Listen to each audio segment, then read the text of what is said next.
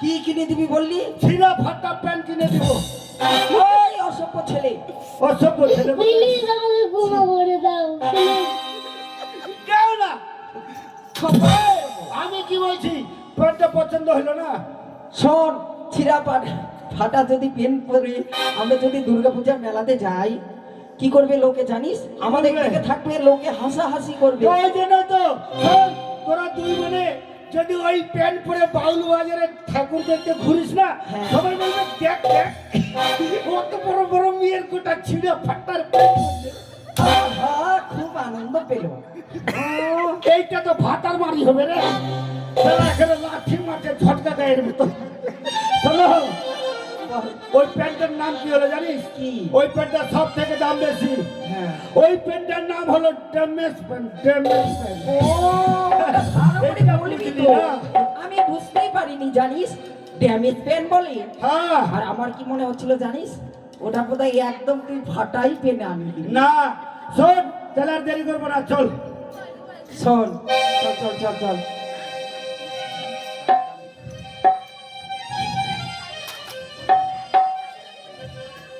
চল। ওই আমার সুখ নাই রে, সুখ পালনের নারী।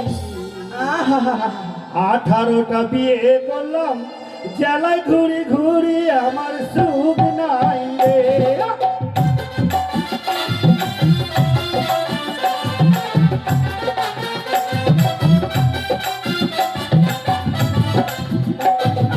সুখ নাই রে, সুখ পালনের নারী। 18টা বিয়ে করলাম, জেলায় ঘুরি ঘুরি আমার সুখ নাই রে।